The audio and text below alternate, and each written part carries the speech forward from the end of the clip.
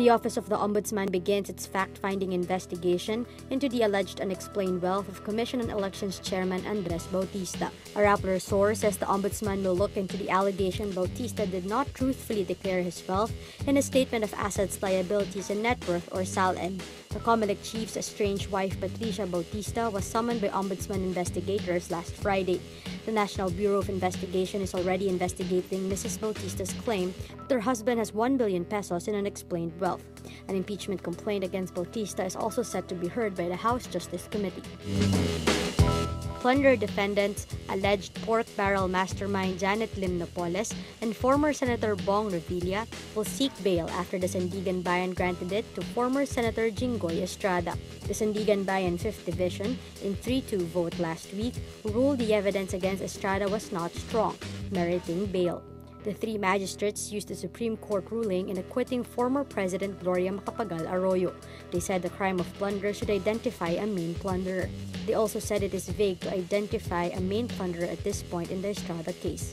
They added, quote, "It cannot also be denied that the elaborate scheme is not his own doing and is in fact the handiwork of accused Napoles."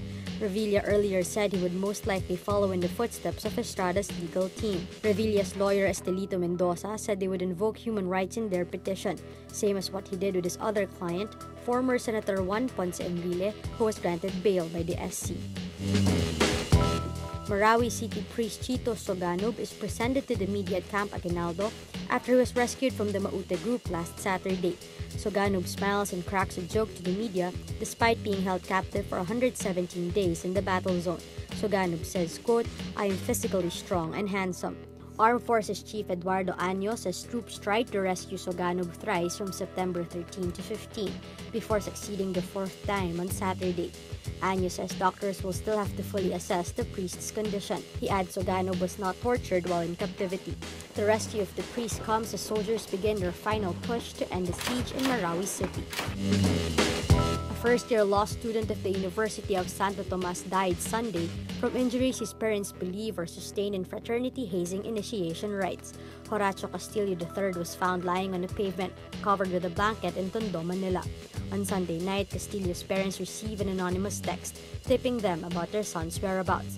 The Castillos found their son's remains at the Archangel Funeral Home in Sampaloc, Manila, bearing bruises in both arms, cigarette burns, and candle wax drippings all over his body. Manila police say the death of Castillo was caused by cardiac or respiratory arrest, triggered by traumatic injuries.